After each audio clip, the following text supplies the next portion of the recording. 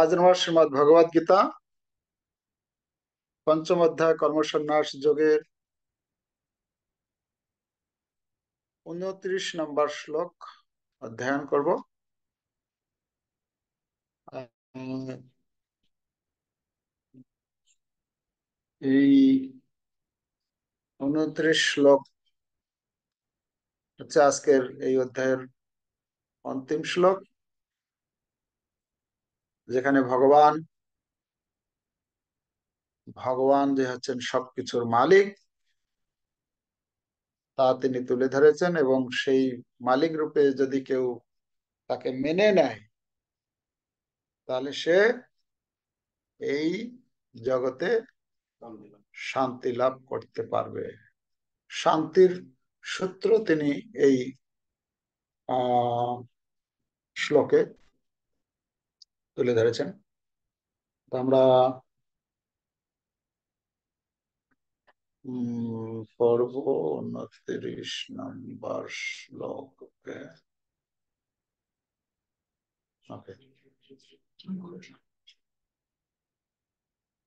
দুইটা কেন বলো?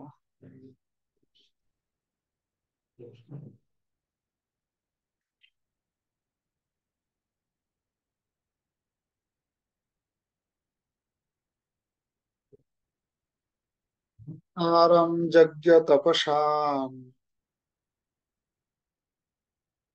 সর্বলোক মহেশ্বরম সুহৃদম সর্বভূতানাং জ্ঞাত্বা মাম শান্তি পৃচ্ছতি। এই শ্লোকের অনুবাদ: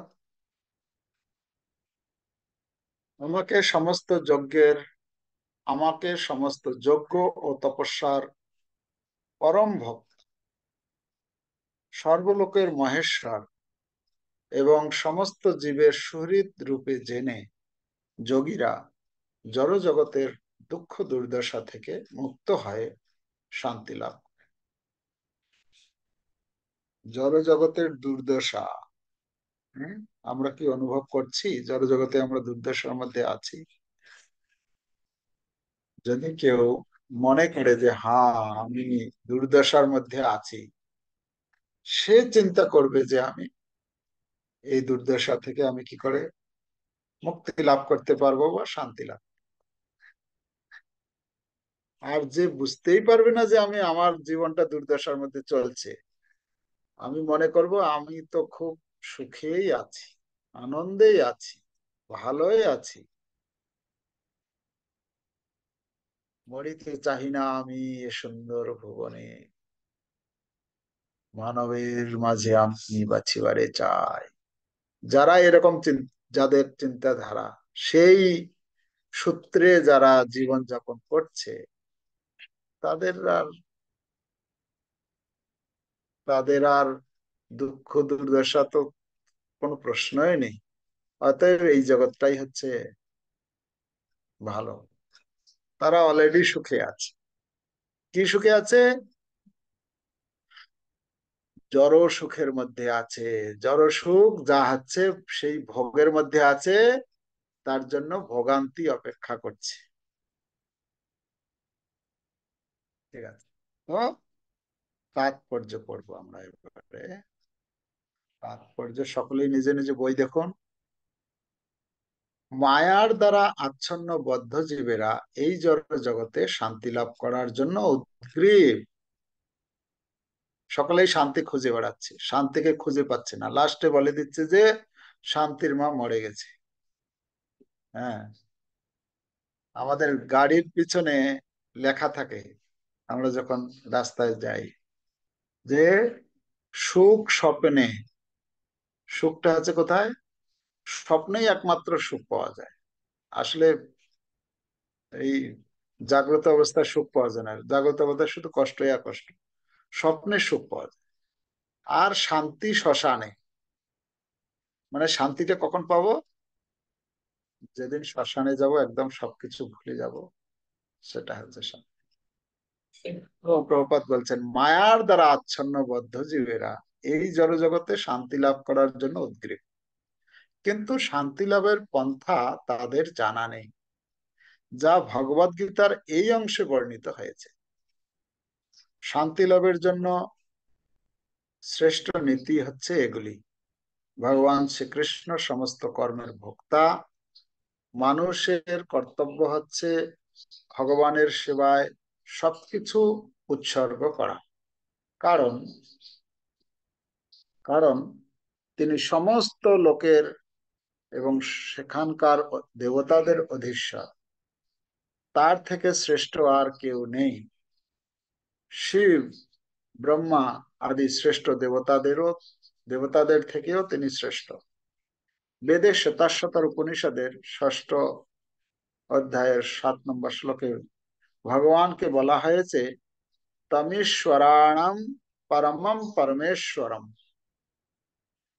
মায়ার দ্বারা মহাচ্ছন্ন হয়ে জীব সবকিছুর উপর আধিপত্য করার প্রয়াসী হয়, কিন্তু প্রকৃতপক্ষে সে ভগবানের মায়া শক্তির অধীন।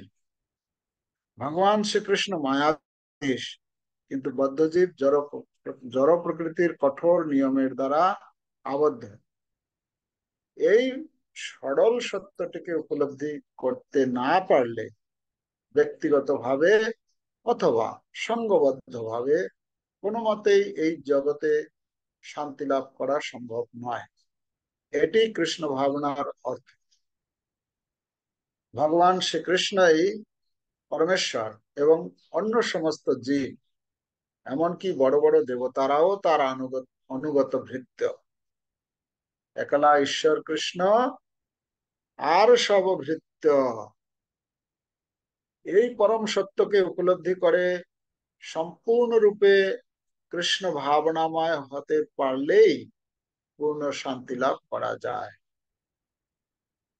এই পঞ্চম অধ্যায়ে কৃষ্ণ ভাবনামৃত বা কৃষ্ণ ভক্তির ব্যবহারিক ব্যাখ্যা করা হয়েছে, যাকে সাধারণত কর্মযোগ বলা হয়। কর্মযোগ কিভাবে মুক্তি প্রদান করতে পারে? মনোধর্ম প্রসূত এই প্রশ্নের উত্তর এখানে দেওয়া হয়েছে। কর্মযোগের অর্থ পূর্ণ জ্ঞানে ভগবান শ্রীকৃষ্ণের পরমেশ্বরত্ব সম্বন্ধে অবগত হয়ে তার সেবার উদ্দেশ্যে কর্ম করা। এই কর্ম ও জ্ঞান যোগে এই কর্মযোগ ও জ্ঞানযোগ অভিন্ন। কৃষ্ণ ভাবনামৃত সাক্ষাৎ ভক্তিযোগ, আর জ্ঞানযোগ হচ্ছে ভক্তিযোগে অধিষ্ঠিত হওয়ার একটি পন্থা বিশেষ। কৃষ্ণ ভাবনামৃতের অর্থ হচ্ছে পরম তত্ত্বের সঙ্গে আমাদের সম্পর্কের কথা পূর্ণরূপে অবগত হয়ে তার সেবার উদ্দেশ্যে কর্ম সম্পাদন করা, এবং এই ভাবনার পূর্ণতা আসে পরমেশ্বর ভগবান শ্রীকৃষ্ণের সম্বন্ধে পূর্ণ জ্ঞান লাভ করার মাধ্যমে। শুদ্ধ আত্মা ভগবানের অবিচ্ছেদ্য অংশরূপে তার নিত্য দাস। মায়াকে ভোগ করবার বাসনার ফলে সে মায়ার সংসর্গে আসে এবং সেটি তার নানা রকম দুঃখ কষ্ট ভোগের কারণ। যতক্ষণ সে জড়ের সংসর্গে থাকে ততক্ষণ সে জড়জাগতিক আবশ্যকতা অনুযায়ী কর্ম করতে বাধ্য হয়। কিন্তু কৃষ্ণ ভাবনামৃত মানুষকে জড়ের গণ্ডির মধ্যে থাকলেও পারমার্থিক জীবন দান করে। জড়ের গণ্ডির মধ্যে থাকলে মানে মানে এই জড় জগতের মধ্যে থাকলেও, কারণ জড় জগতে ভক্তির অভ্যাস করলে জীবের চিন্ময় স্বরূপ পুনর্জাগরিত হয়। ভক্তি মার্গে উত্তরোত্তর উন্নতি সাধনের অনুপাতে জড়বন্ধন থেকে ক্রমান্বয়ে মুক্তি লাভ হয়। ভগবান কারো প্রতি পক্ষপাতিত্ব করেন না। সবকিছু নির্ভর করে ইন্দ্রিয় নিগ্রহ এবং কাম ও ক্রোধ দমন করবার জন্য কৃষ্ণ ভাবনায় উদ্বুদ্ধ হয়ে ব্যবহারিক কর্তব্য সমূহ পালন করার উপর। কৃষ্ণ ভাবনায় সুদৃঢ় হয়ে এই সমস্ত বিকারগুলি নিগ্রহ করে বাস্তবিক পক্ষে অপ্রাকৃত স্তরে স্থিত হওয়া যায় এবং ব্রহ্ম নির্বাণ লাভ যায়। অষ্টাঙ্গ যোগের অন্তিম উদ্দেশ্য সাধিত হওয়ার ফলে কৃষ্ণ ভাবনামৃতে অষ্টাঙ্গ যোগের অনুশীলন আপনা থেকেই সম্পন্ন হয়। যদি কেউ কৃষ্ণ ভক্তির অনুশীলন করে তাহলে যে এই যে অষ্টাঙ্গ যোগ, যম নিয়ম আসন ইত্যাদি, এই অষ্টাঙ্গ যোগের সাধনা হয়ে যায়। কিন্তু ভক্তি যুগের প্রারম্ভেই এই সব কয়টিতে সিদ্ধি লাভ হয়ে যায়। এই ভক্তি যোগেই কেবল মানুষকে প্রকৃত শান্তি দিতে পারে। ভক্তি যোগেই জীবনের পরম প্রাপ্তি। এটি কর্মফল পরিত্যাগের মাধ্যমে লব্ধ আনন্দ বিষয়ক কর্ম সন্ন্যাস যোগ নামক শ্রীমৎ ভগবদ গীতার পঞ্চম অধ্যায়ের ভক্তি বেদান্ত তাৎপর্য সমাপ্ত। তাহলে এখানে আমরা কয়েকটি কথা পাচ্ছি। ভক্তারম যোগ্য তপসাম, ভক্তারম যোগ্য তপসাম সর্বলোক মহেশ্বরম। এখানে প্রথম শব্দ হচ্ছে এই শ্লোকের যে ভক্তারম যোগ্য তপসাম, ভগবান হচ্ছেন সমস্ত যোগ্য এবং তপস্যা, সমস্ত যজ্ঞের। ভগবদ গীতায় চতুর্থ অধ্যায়ের 31 নম্বর শ্লোকে সেখানে বর্ণনা করা হয়েছে যে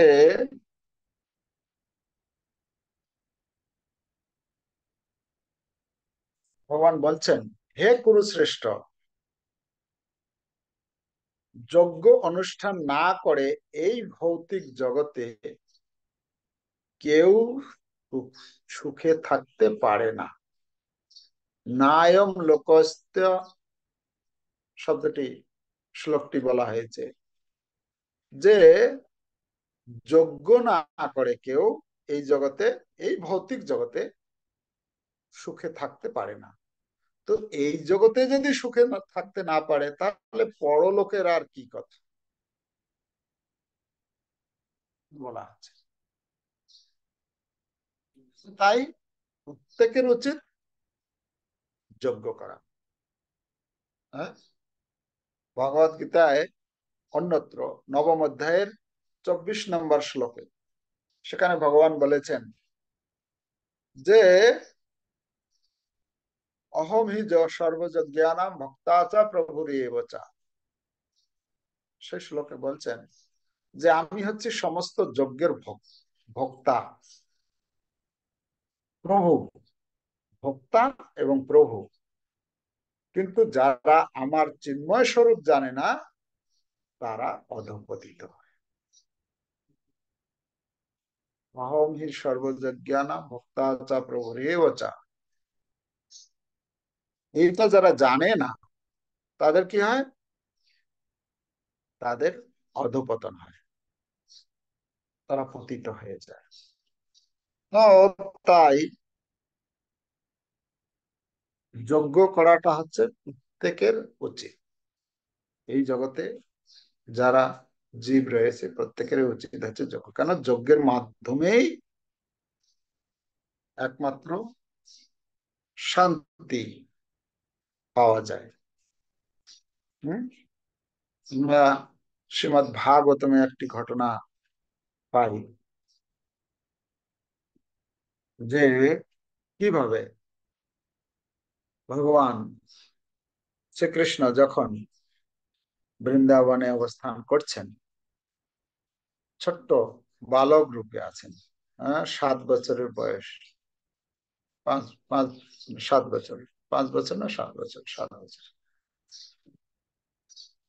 তিনি দেখছেন একদিন তার গৃহে অনেক কিছু মানে আহ অনেক কিছু ভোজ্য দ্রব্যের আয়োজন করা হচ্ছে, অনেক সাজ সরঞ্জাম বিপুল ভাবে চলেছে।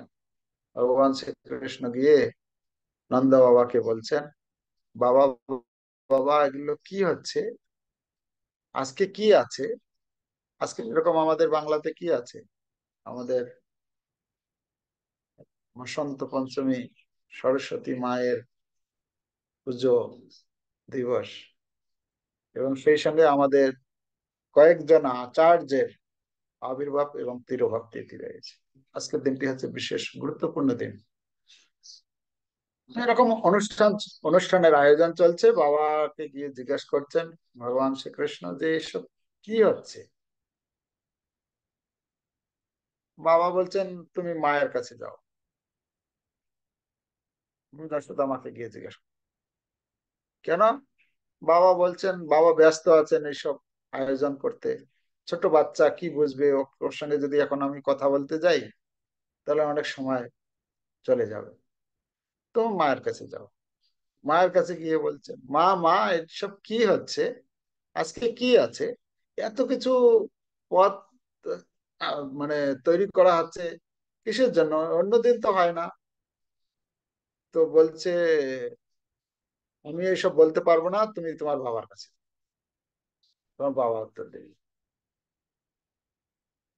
আবার ভগবান শ্রীকৃষ্ণ, বাচ্চা ছোট কিছু বোঝে না, বাবার কাছে গিয়েছে। বাবার কাছে গিয়েছে, বাবা বাবা সত্যি করে বলো না কি হচ্ছে, কি আছে আজকে। তখন নাছোড় বান্দা কিছুতেই আর ছাড়ছে না। কেন? ভগবান বুঝতে পেরেছেন যে কিসের জন্য করা হচ্ছে এটা তো আর তাকে জিজ্ঞাসা করে জেনে নেওয়ার প্রয়োজন নেই। তিনি ইতিমধ্যে সবকিছু জানতে পেরেছেন যে কি কেন করা হচ্ছে। কিন্তু তাও একটু ভগবান শ্রীকৃষ্ণের মনে মনে তিনি চিন্তা করছেন, আরে আমি এই জগতে এসেছি, আমি হচ্ছি একমাত্র ঈশ্বর, আমি হচ্ছি একমাত্র ভক্তা, যে কথাটি এখানে বলছেন এই শ্লোকে, আমি একমাত্র ভক্তা যজ্ঞের। এইখানে এত বড় যজ্ঞের আয়োজন করা হচ্ছে আমাদের বাড়িতে আজকে, কার জন্য করা হচ্ছে? না ইন্দ্রের জন্য করা হচ্ছে যজ্ঞের আয়োজন। আমি গীতার মধ্যে গিয়ে বলবো পরে যে কোনো দেবদেবীর পূজা করার দরকার নেই, সমস্ত দেবদেবীর পূজা যারা করে তারা হচ্ছে মূর্খ, তাদের বুদ্ধি অপহরণ হয়ে গেছে, ইত্যাদি ইত্যাদি। আমি দেবযজ্ঞ বন্ধ করব? আমার বাড়িতে এসে ইন্দ্র যজ্ঞ গ্রহণ করবে আমার বাবার কাছে? এত বড় আসপর্দা! না, কিছু একটা করতে হবে। তো ভগবান ছোট বাচ্চা রূপে তিনি আহ লীলা করছেন।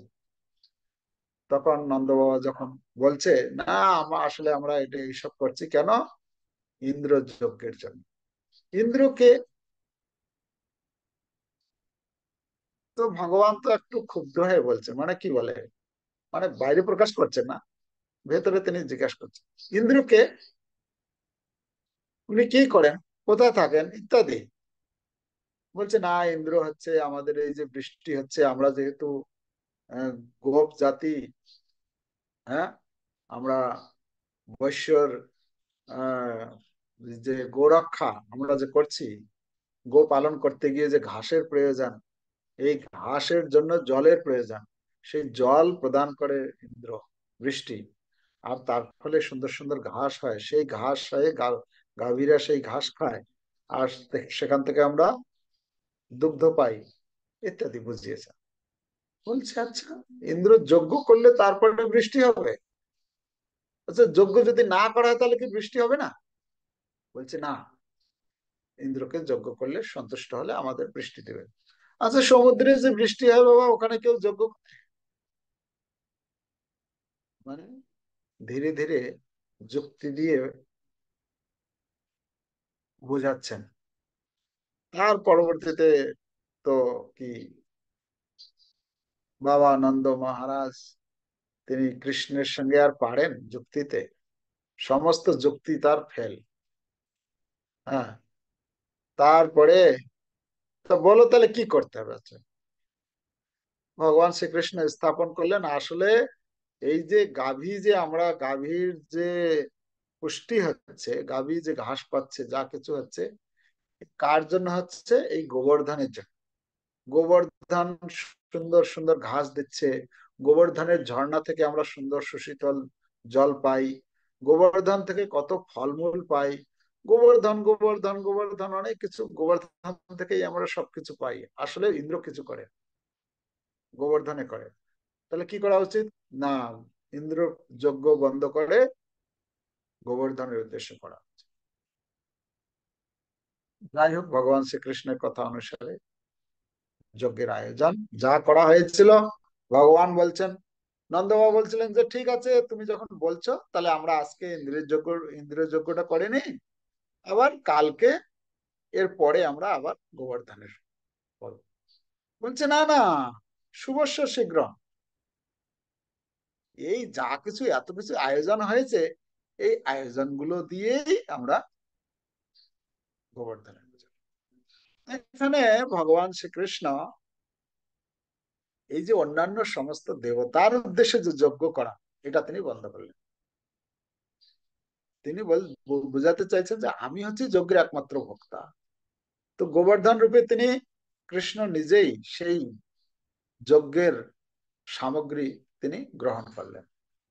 তো এখানে আমরা দেখতে পাই যে ভগবান শ্রীকৃষ্ণ নিজে হচ্ছেন ভোক্তা।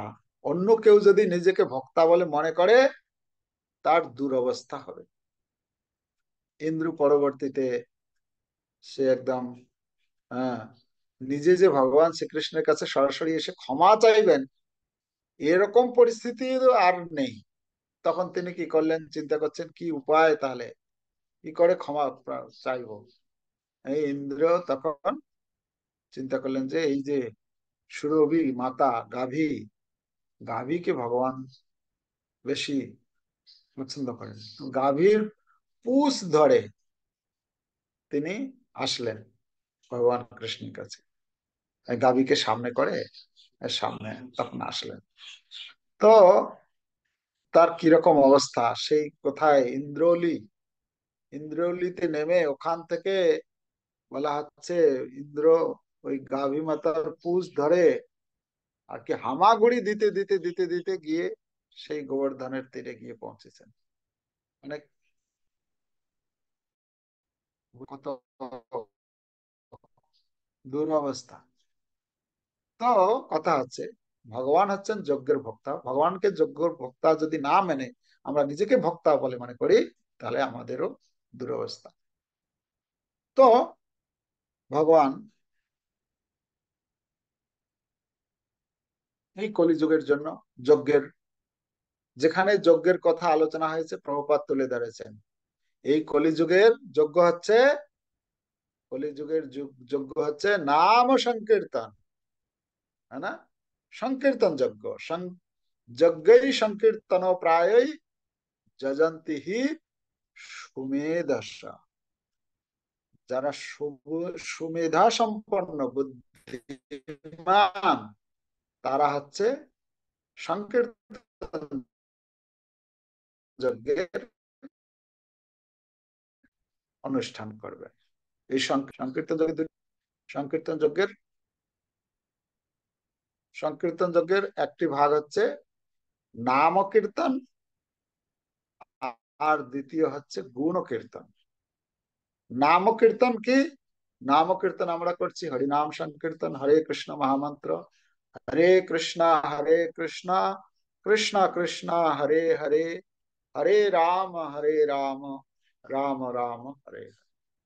তো আমরা এই নাম যে করছি, এটি হচ্ছে নাম কীর্তন ভগবানের। আরেকটি হচ্ছে গুণ কীর্তন। গুণ কীর্তন মানে শ্রীমৎ ভগবত, শ্রীমৎ ভাগবত শ্রবণ এবং কীর্তন অধ্যয়ন।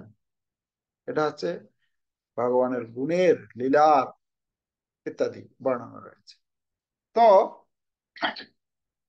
আলটিমেটলি ভগবান হচ্ছেন সমস্ত যজ্ঞ এবং তপস্যার ভোক্তা।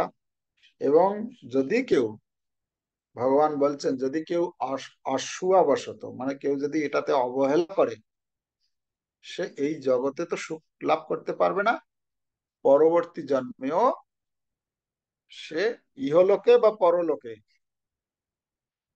কোনোটাতেই সে সুখ লাভ বা শান্তি লাভ করতে পারবে না। ভগবান শ্রীকৃষ্ণ এই জন্য এই আহ কি বলে চতুর্থ অধ্যায়ের 10 নম্বর শ্লোকে সেখানে বলছেন, বহব জ্ঞান তপসা উত্তমদ ভাব আগতা। বহু বহু ব্যক্তি, হ্যাঁ, বহু বহু ব্যক্তি এই যজ্ঞের অনুষ্ঠান করার মাধ্যমে কি হয়েছে, পবিত্র হয়ে মদ ভাব, তারা আমার ভাব মানে আমার ধাম লাভ করেছে। তো ভগবান এখানেই এটাই বুঝাতে চাইছেন যে আহ, শান্ত করার জন্য প্রথম সূত্র হচ্ছে কি, ভগবান হচ্ছেন সমস্ত যজ্ঞের ভোক্তা। যা এই শ্লোকে বলা হচ্ছে এটা আমাদেরকে হৃদয়ঙ্গম করতে হবে, তাহলেই আমরা শান্তি লাভ করতে পারবো। দ্বিতীয় শব্দ বলেছেন সর্বলোক মহেশ্বরম। সর্বলোক মহেশ্বরম মানে শান্তি লাভের দ্বিতীয় সূত্র। সর্বলোক মহেশ্বরম মানে শিল প্রভুপাদ তুলে ধরেছেন তাৎপর্যে যে ভগবান হচ্ছেন সমস্ত দেব দেব দেবী মানে দেবতাদেরও দেবতা, ব্রহ্মা, মহাদেব, তারাও সবসময় ভগবান শ্রীকৃষ্ণের গুণকীর্তন, নাম কীর্তন করছেন। শিল প্রভুপাদ তার তাৎপর্যে লিখেছেন যে শ্রীকৃষ্ণের শ্রীকৃষ্ণ হচ্ছেন কি, মানে সকলের প্রভু, স্বামী।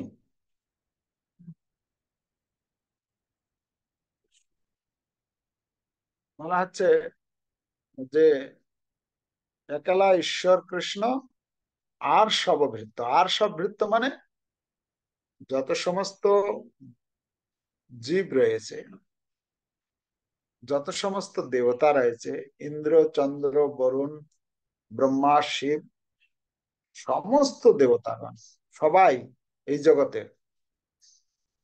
সবাই হচ্ছেন কি ভৃত্য। যারে জৈছে নাচায় সে তৈছে করে নৃত্য, है না? তো ভগবান যাকে যেভাবে পরিচালনা করেন তিনি সেইভাবে পরিচালিত হন। তো তিনি হচ্ছেন আহ তিনি হচ্ছেন সর্বলোকের মহেশ্বর। সর্বলোক মানে যতগুলো লোক রয়েছে, হ্যাঁ, এই প্রথমত দুইটা লোক, একটা চিৎ জগৎ, একটা জড় জগৎ। জড় জগতের মধ্যে আবার জড় জগতের মধ্যে আবার 14টা লোক রয়েছে, নিচে 7টা লোক, উপরে 7টা লোক। তো এই যে যত লোক রয়েছে সমস্ত লোকের মহেশ্বর তিনি। হ্যাঁ, মানে আমরা কিভাবে তিনি মানে সবার থেকে শ্রেষ্ঠ, ভগবানের মায়া শক্তি এমনই কাজ করে, ভগবানের মায়া শক্তির দ্বারা সকলেই পরাভূত হয়। আমরা দেখেছি, এখানে দেখলাম আমরা ইন্দ্র পরাভূত হলো, ব্রহ্মাজি মোহিত হয়েছিলেন, সেই তার গোয়াল বালককে হরণ করেছিলেন। শিবজি মোহিত হয়েছিলেন, শিবজি মোহিত হয়েছিলেন শিবজি যখন ভগবানের সেই আহ যখন ওই সমুদ্র মন্থন লীলা হচ্ছিল, ভগবান যখন মোহিনী মূর্তি রূপে আবির্ভূত হয়ে সেই দেবতাদেরকে অমৃত দেওয়ার জন্য, অসুররা যেহেতু সেই অমৃত ভাণ্ডটা নিয়ে পালিয়ে গেছেন, তো তাদেরকে মোহিত করার জন্য মোহিনী রূপ ধারণ করলেন। মোহিনী রূপ ধারণ করে এই অসুরদের কাছ থেকে অমৃত ভাণ্ডটা নিয়ে বলছেন, আমি তোমাদেরকে, তোমরা বসো, আমি পরিবেশন করে তোমাদেরকে খাওয়াবো। আর মোহিনীর রূপে অসুরেরা এত আকৃষ্ট হয়ে পড়েছে, বলছে হ্যাঁ হ্যাঁ দেবী, আপনি যা করবেন আমরা তাই মেনে নেব, প্রস্তুত আমরা। তো বলছে ঠিক আছে, দেবতারা এক লাইনে বসো আর অসুরেরা এক লাইনে বসো। তো তখন কি করেছেন, দেবতাদেরকে খাওয়াচ্ছেন, দেবতাদেরকে খাওয়াচ্ছেন।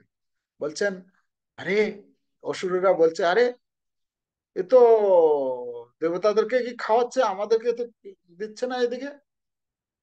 তখন মোহিনী মূর্তি বলছেন, ইশারা করছেন, বলছে উপর থেকে যে সেই তরল, মানে কি বলে, উপরে তো তরলটা ভাসে না, বেশি জল জল হয় না তো, বলছে তরলটা ওদেরকে দিয়ে দিই, আর তোমাদেরকে নিচের যে গাড়াগুলো থাকবে না, সেগুলো তোমাদেরকে খাও। ও তাই, ও ভূত ব্যাপার। হ্যাঁ হ্যাঁ, তাহলে আপনি উপরের তরলটা দিয়ে দিন। মোহিনী একদম পুরো মানে দেবতারাও, দেবতাদেরকে তো ভগবান কৃপা করার জন্য গিয়েছেন, আর অসুরেরা মোহিত হয়ে গেছে। যখন খাওয়াতে খাওয়াতে শেষ হয়ে গেছে অমৃত, হঠাৎ ওখান থেকে মোহিনী মূর্তি আউট, উদাহ, মানে আর খুঁজে পাওয়া যাচ্ছে না। কোথায় গেল, কোথায় গেল, দেখা গেল যে এ ছল করেছে আমাদের সাথে। আর সেইখানে এই আমাদের মহাদেব, দেবাদিদেব মহাদেব, তিনি ছিলেন না সেই সময়। তো এই ঘটনা শুনেছেন মহাদেব, মহাদেব যখন শুনেছেন তখন তিনি চিন্তা করলেন, তাহলে আমি তো সেই, সেই যে এত সুন্দর রূপ আমি তো দেখিনি, তাহলে আমি দেখতে চাই। ভগবানের কাছে একদিন প্রার্থনা করেছেন, হে প্রভু, আমি তো, আমি একটা জিনিস চাই, কি না, আপনার ওই, আমি শুনেছি আপনি নাকি মোহিনী রূপ ধারণ করেছিলেন, এবং এত সুন্দর সেই রূপ, হ্যাঁ, দেবতারা এবং অসুরেরা সবাই দর্শন করেছে, কিন্তু আমি আপনার একজন, হ্যাঁ, ভক্ত, আমি আপনার সেই রূপ দর্শন করতে পারলাম, আমি চাই আপনার। ভগবান বলছে, না না শিব, হ্যাঁ, বলে না, তুমি এইসব ইচ্ছা করো না, এটা ভালো না। না না প্রভু, আমি দেখতে চাই। না না, এটা তোমার ভক্তির জন্য এটা ভালো হবে না, ইত্যাদি, মানে বোঝানোর চেষ্টা করেছেন। কিন্তু মহাদেব, উনি নাচরবান্দা, না আমি সেই রূপটা দেখতে চাই। তো ভগবান বলছেন, আচ্ছা ঠিক আছে, সেই রূপ দেখতে চাও। আর দেখতে দেখতেই ওখানে, মানে সেই পরিবেশকে পরিবর্তন হয়ে গেছে, চেঞ্জ হয়ে গেছে। আর ভগবান সুন্দর একটু মোহিনী নারী রূপে, তিনি একটি বন্দুক, কন্দুক নিয়ে, বল একটু নিয়ে সেখানে খেলতে খেলতে উপস্থিত।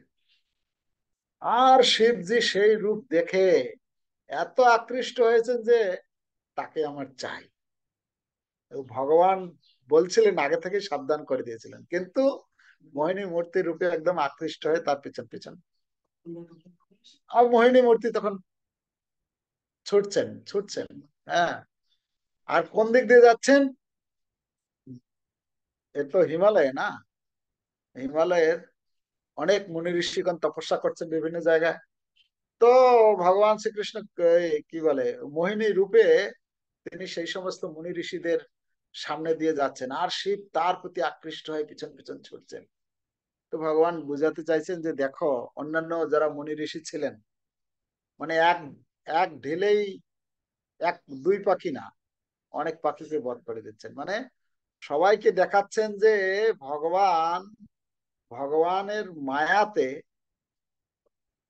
বড় বড় মুনি ঋষিরা পর্যন্ত তারাও কিভাবে মোহিত হয়। তার পরবর্তীতে কি হলো, সেই মোহিনী মূর্তির প্রতি আকৃষ্ট হয়ে সেই শিবজি তার পশ্চাৎ ধাবন করতে থাকলেন। আর করতে করতে করতে করতে তারপরে সেখানে বর্ণনা করা হচ্ছে, সেই শিবজির বীর্যপাত হয়ে যায়, সেখান থেকে স্বর্ণের উৎপত্তি হয়। হ্যাঁ,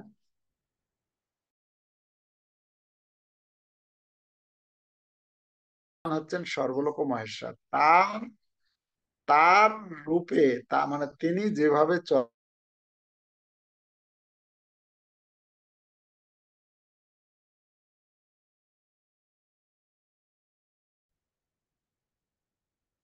পরবর্তীতে শিবজি অবশ্য ভগবানের কাছে লজ্জিত হয়ে, শুধু লজ্জিত হয়ে, মানে ভগবানকে আরো ধন্যবাদ দিয়েছেন, তিনি লজ্জিত হয়ে পড়েননি। তিনি এটা বললেন যে আমার মতো ব্যক্তিরা যদি এরকম ভাবে যদি মোহিত হয়, তাহলে আর যারা আছে, হ্যাঁ, তাহলে তাদের আর কি কথা, তাহলে তাদের আরো কতটা কতটা সতর্কতা অবলম্বন করতে হবে। তো এর মাধ্যমে শিক্ষা প্রদান শ্রীমদ ভাগবতমের এই অষ্টম স্কন্ধের দ্বাদশ অধ্যায়ে এই লীলা বর্ণনা করা হয়েছে। তা আপনারা পড়ে নিতে পারবেন। তো যাই হোক, এখানে আমাদের কথা হচ্ছে যে ভগবান হচ্ছেন সর্বলোক মহেশ্বর, আর ভগবান হচ্ছেন সমস্ত জীবের সুহৃদ। এটা হচ্ছে 3 নম্বর শান্তি লাভের 3 নম্বর সূত্র, যে তিনি যে সমস্ত জীবের শরীর। সমস্ত জীবের শরীর কেন বলা হচ্ছে? ভগবান প্রতি মুহূর্তে, প্রতি জন্মে যেখানে যেখানে জীব যায়, ভগবান সর্বদাই তার সঙ্গে, তার কল্যাণ কামনায় সর্বদা তার সঙ্গে থাকেন পরমাত্মা রূপে। অন্ডান্তরস্থ পরমাণু চয়ন্তরস্থম। তিনি জীব যেখানে যায়, যে জনিতে যায়, সর্বদাই তার সঙ্গে থাকে। কখন সেই জীব মুখ ফিরে তার ভোগ প্রবৃত্তিকে ত্যাগ করে ভগবানের দিকে তাকাবে, ভগবানের মুখের দিকে তাকাবে এবং ভগবানের নির্দেশ অনুসারে কাজ করবে, তো তিনি সুহৃদ রূপে সর্বদা থাকেন এবং জীবের প্রত্যেকটি ইচ্ছাকে তিনি পূরণ করেন।